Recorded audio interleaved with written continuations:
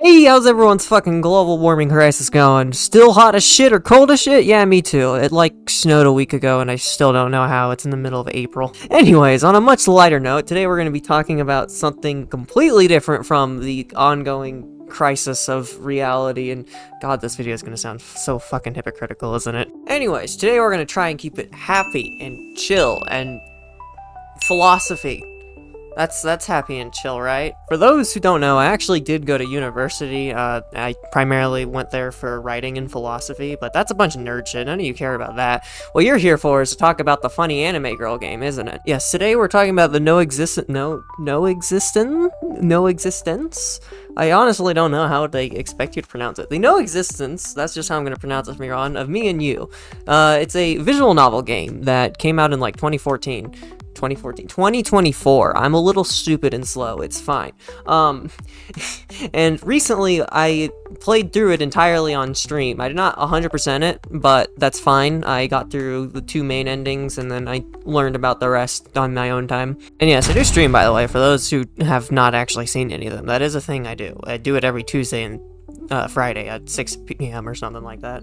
I don't know, and we just kind of go whenever I get tired enough of, or chat's trolling too hard. Anyways, now that the YouTube shit is out of the way, let's talk about the NOEXISTENCE of You and Me, aka a philosophical nightmare that just made me have the biggest philosophical orgasm. Well, that sounds wrong. It was a great philosophy game, okay? I like philosophy. It's a game, in case you've never played it, about, a girl who doesn't really exist showing up by the main character's bedside one day, and then she goes through and does a bunch of stuff with them. I'm great at summaries. But no, the main focus of the game is deciding whether or not you actually believe or accept that that girl exists. And today we're going to talk about what that means. And so today I'll make the very easy philosophical assertion that the NOEXISTENCE of You and Me asserts that truth is love rather than truth is the hard subjective reality. Now, they aren't the first visual novel to make this kind of assertion. Human Echo is an incredibly popular visual novel. I'm sure if most of you haven't heard of the NOEXISTENCE of You and Me, you've probably at least heard of Human Echo.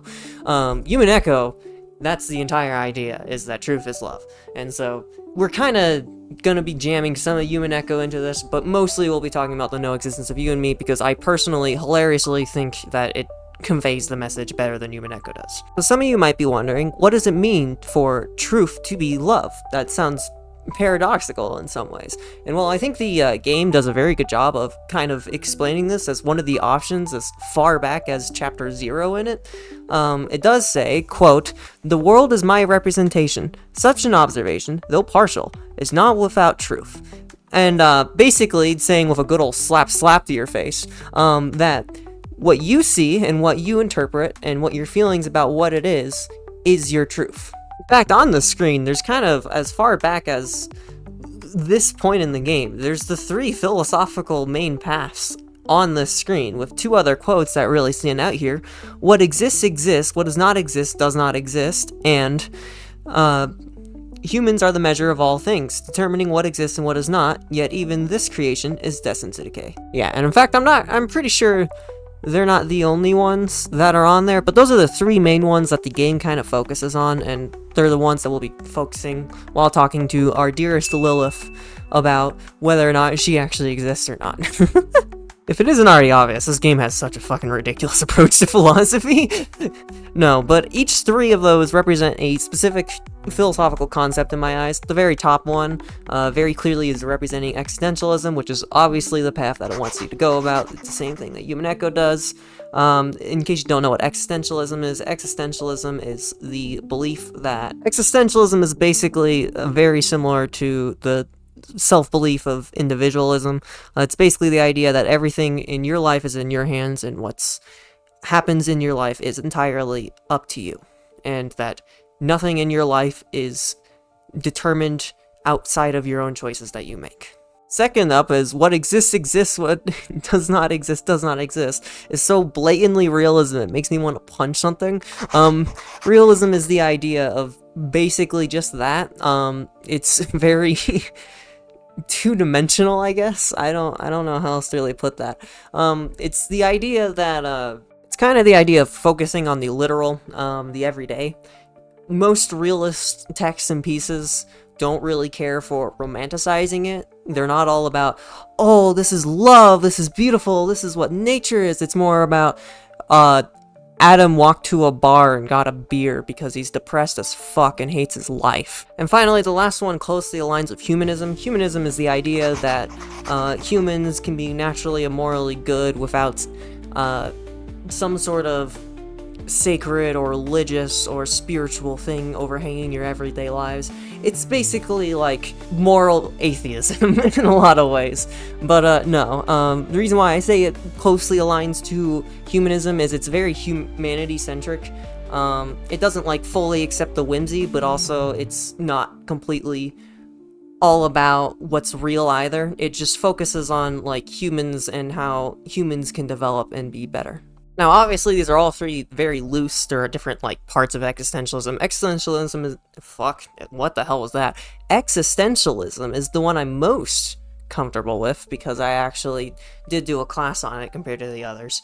But, aside from that, there's a bunch of nuance to everything I said, and I may even get some of that wrong, so... Don't history lesson me. I'm an idiot on the internet. If you're really curious about any of these three philosophies, I would go look up, do research, actually read a book on them. Anyways, throughout the game, our dearest Lilith gives us a bunch of options and choices that we can make, that only minorly affected unless you really screw some shit up, that all kind of lead down one of these routes depending on how much you trust Lilith. Because our dearest Lilith is still not sure whether or not she's real in your eyes, and that's all that matters to her, even though she'll love you no matter what. In case it wasn't already clear, if you've never played the game before, Lilith is kind of the manifestation of unconditional love. Fuck, I don't know why that was so hard to come up with. Unconditional love is the word I'm looking for. She is the embodiment of that. She, no matter what you do, no matter how much you don't believe she exists, she will still love you, because she's better than every other girl out there. Anyways, after that, we move to Chapter 1, Sweet Cake Time of Lilith, because who doesn't want to eat a cake that has chicken-flavored strawberries and the oven wants to turn into a time machine? What the fuck is this story? For the purpose of this, I'm going to primarily be focusing on the main direct route where you just kind of go along with what Lilith says, and then at the end will be the evil villain and talk about all the horrible things you can do to Lilith. Throughout this chapter, Lilith is basically quietly teaching you that you can alter reality through your perception and your mind. Basically, in philosophical terms, she's teaching you that how you see things and how you react to things and all that can be changed based off of your perception of what those things did to you. If that makes any sense. I mean, this entire game's kind of an extreme example of that, and we'll get to that at the end, but that's basically what she's teaching you. Class A existentialism. That's how that works in existentialism. And at the end of this chapter, she primarily focuses on the self and individualism and how that fractured everything and why existentialists believe that the self and the idea of the self is its own perspective and its own way of viewing the world. It's its own subjective truth. But past me and Lilith explain that way better than I just did, so I'm gonna let them take over. We all love to perceive magical ghost tea, but yeah, she just reciprocates what I give her. That's, yeah, alright. When understanding the existence of another, the concepts that most easily come to mind are not metrics, like red blood cell or white blood cell counts, nor... I'm not even gonna try and pronounce that one.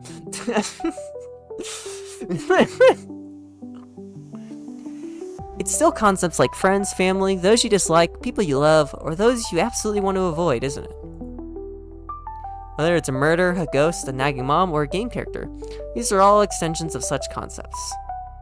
For these concepts to exist, a premise quietly hides itself. Have you noticed it? Premise is the self as the perspective, is probably the most valid answer.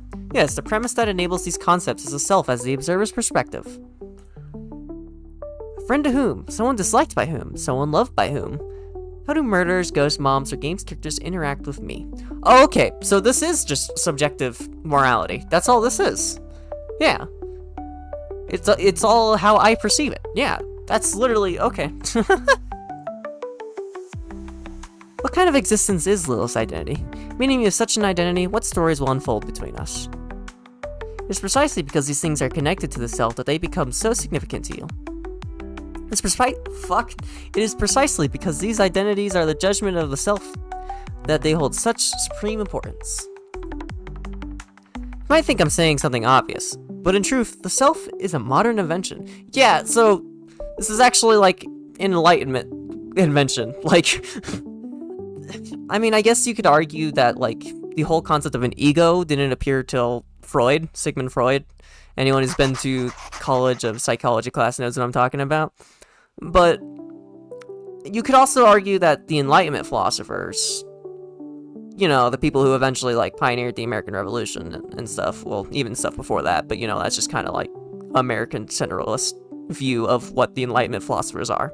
But like, that's just the Enlightenment, is the idea that the self has more worth than just being a serf. And the idea that everyone's their own individual person, and they all deserve their own individual experiences and certain things. Like, for the American Revolution, it was life, liberty, the pursuit of happiness. Right there and written. That's just... people... I don't think a lot of people realize how much of a modern, quote-unquote, modern thing that is. Because I vaguely know Sigmund Freud. I don't know how to spell it. F-R-U-E-D. But yeah, that's very much just a very modern way of looking at things. Like, don't get me wrong, we aren't the first people to ever think about the self like this in this way. It's been done many times in the past, but it wasn't like a super large spread thing, if that makes sense. Like, it wasn't like, oh, everyone's talking about the self, or like how much they are themselves, or their identities. That wasn't like a huge thing, especially through like most of like medieval Europe. Of course, someone with like a history degree is probably gonna come and be like, you're completely wrong about everything you just said. But like, to my knowledge and studies of it, that's basically how I interpret it. Is like, it's not exactly a new concept, but it being so widespread of a thought process among humanity is pretty new. In earlier times, the world was once a complete world, where all things harmoniously emerged. Jesus Christ. Occasionally, some might notice the existence of the self as a perspective, but most devoted their energy to exploring grand ideas. Yep, she literally just completely said what I just said in a much simpler way. Fuck you, Lilith. These ideas were magnificent, perfect, all-encompassing. Sometimes they manifested as matter, sometimes as gods, sometimes as logos. But no matter what, as long as people thought of their existence, they felt reassured. Then time moved into the modern era, and the self was discovered. When people regarded themselves as the objects of observation, the world split into two parts, subjective and objective. Thus, the world unfolded again. This time, it fractured like a mirror, and the shards reflected countless smaller worlds. This time, it became inseparably linked to the self as a perspective. And this marks the beginning of every topic we discuss. Alright, Lilith. Glad for the introduction to philosophy class. And psychology, I guess. And history. And writing. Fuck. I don't know about anyone else, but for me, this is like what most of my time in college revolved around, was just these topics. Past this, Lilith wonderfully makes a cake appear for us to eat, to which we tell her that the strawberries we're eating are actually chicken flavored, and makes her suffer through it. Yes, that's actually the choice I made on my first playthrough. Don't ask. And then Chapter 2 begins. Chapter 2 is a wonderful adventure fantasy with Lilith, with two very suspiciously named other girls who are there, but we'll get to that. Oh fuck, we'll get to that. Jesus, what the hell is that? The whole point of this little adventure, as Lilith defines it at the very end of the game, is all about individualism. It is the idea that every person is their own individual, and that they all have the exact same thing that you do, and the ability that you can perceive things in your own way. And so that's what makes the world a lively and fun place, is that everyone has his own unique ideas, and being able to express that is what makes the world the world. And this is also where you meet some really odd characters. The first being the weird scholar who is named Sartor. Now, I didn't understand what that name meant when I was first going through it, but then I looked up the name Sartor, and I'm gonna have an aneurysm, because Sartre is a philosopher, a French philosopher who's both a Marxist, and you guessed it, a fucking existentialist. God damn it, I'm gonna have a stroke. Better the Scholar then goes on to explain the most cliche plot in existence about Sakurato, which is it Sakurato? Let me actually double check here. What is the name she gives here? It's Sakurako, which sounds really similar to Yumeneko's little thing. Yumeneko Sakutaro is how it's pronounced in Yumeneko. I mean, if this game's not inspired by Yumeneko in the slightest, I'm going to lose my mind, because there's just so many odd similarities between the two games. Anyways, while explaining this boring plot, she does the mistake that every writer does, and that is that they over-explain everything and make the person listening lose their goddamn mind. By the way, if you're aspiring to be a writer, look up what a logline is, and always follow that whenever you explain what you're writing to anyone. It'll work much better, trust me. Anyways. Beyond that point, she then goes on to explain to you that it's through this identity as a scholar that she gets to meet you and have this unique experience of you, which, I mean, if that's not wholesome, I don't know what is, despite the fact that she is the most obnoxious cat girl ever. She also encourages you to not reduce everyone by the labels they identify as, because, I mean, that's honestly kind of a big problem in the modern world, which I find hilarious, but, like, just because she's a scholar and she has this boring cliche narrative novel doesn't mean you should doesn't mean you should define everything she says and everything she does because she is a scholar who's making this boring narrative model, if that makes sense. It's really just a clever way of saying everyone is their own unique person, and even if they fall under certain identifications in society, that doesn't mean you should only consider them those identifications, if that makes sense. A good modern-day example is, God,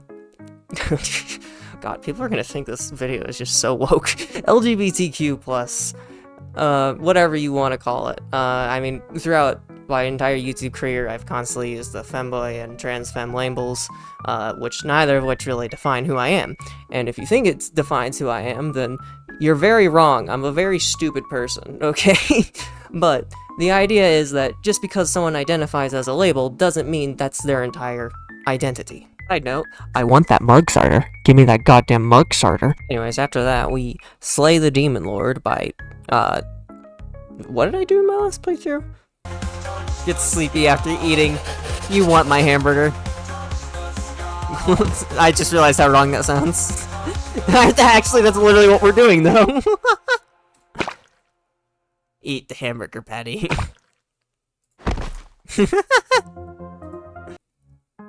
I don't remember. The main one I remember is just bonking her on the head with a book. Normal head strikes.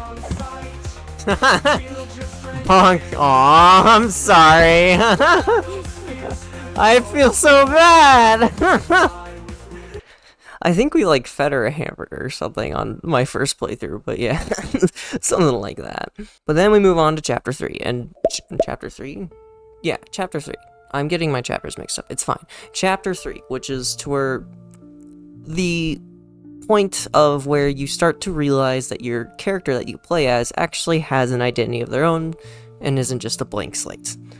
Chapter 3 involves you and Lilith actually going outside. Apparently this entire game has taken place in this one little fucking room where the furniture talks. You actually go outside and you try to talk to a person, only to find out that you, as the actual character, not you as in the real you, is nearly unable to, and also through like certain dialogues is probably suicidal, and just a little bit. Seriously, some of the fucking dialogue options there are just so fucked. Chapters 3 and 4 would kind of blend together a lot, so I'll be kind of jumping here and there. But here, there, nice one, me. I'll kind of be jumping here and there, but the main idea of chapters 3 and 4 is all about society. Since we're all individuals and we all are gonna clash, Lilith states that it's only natural for us to seek others' validation, which is perfectly fair. I mean, that's half the fucking fights of the world anymore now, is just a fight for seeking that your way of life is valid, if that makes any sense. So Lilith presents the main overall arching point of this in chapter 4 of where this all amounts to where she presents that the solution to all of this, solution to finding validation, is to find validation within that is not real. Or she presents this more in the idea of well, you have your own room with all your own loyal furniture who will be your yes man to everything, including Lilith in this. She's including herself in this because she isn't... Yeah, we're gonna keep that burp in. She isn't a real thing. She's a thing in the mind of this character that we're playing as. And so she thinks that the way out of this, the way out of that trap of seeking validation from others, is to seek validation from yourself in the form of fiction, which is kind of an odd way to put it, but it's literally the point of the game, is that she doesn't exist, but she still loves you no matter what. And that's where we get the whole truth is love, because if you accept her as your subjective truth, then that is... My brain has stopped working. If you accept her as your subjective truth, then that is your reality, and you can be happy with that. I know it kind of seems like I'm glossing over some things, but even in like the ending summary to where Lilith is summarizing your entire adventure together with her, it's kind of, it's literally rushed there too. So even though like chapter 3 and chapter 4 are really drawn out chapters, I mean, well, except for chapter 4. Chapter 4 is kind of short, but chapter 3 is really drawn out, of involving your character going to the Ferris wheel and the whole anime band montage thing. But that's really all it is. That's all chapter 3 and chapter 4 amount to, is basically the conclusion that Lilith presents to the problems that individuality has presented. So now that I've gone through the whole philosophy lesson ending with Lilith in a nurse outfit feeding us candy medicine, that's a sentence I just said out loud, some of you may be asking, what the fuck is the point? Why am I talking about this? And this is where I want to make a criticism of this philosophy. I'm going on my villain arc. I'm gonna grab a sword. This is... Yeah, we're real evil hours now. So what is my problem with this? It's a problem that I've felt since I first read Human Echo, and it's a problem that I feel with the No Existence of You and Me. And that is that love can sometimes be significantly more blinding than truth ever could be. I should clarify. Objective truth. Because if we're operating under the assumption that truth is love, then objective truth means something different. And this is where I finally put up the big old problem of this entire story. Your decisions and you as the main character. Why I make this criticism? It's because in both situations, they present a case to where it's more harmful to believe the philosophy than it is to not, if that makes sense. Why am I pointing at my computer? This is a bad idea. I should put this down. In the exact... When you're stuck in a rut, following this philosophy sometimes can make it really hard to break out, especially when you're dealing in an abusive situation or someone is manipulating love against you. And I think the best way to emphasize this is if you flip the script. Because throughout the No Existence of You and Me, you can do some absolutely horrific actions against Lilith, and she'll still accept you otherwise, because she's a literal example of following this philosophy to a T, because she is literally the person who's not real. It's insane. So this is where we talk about the other route of this game, the other main route. There's of course a route in between to where if you don't go down either route, but if you go down the realist route to where you just deny her every single time, you get some pretty screwed up options.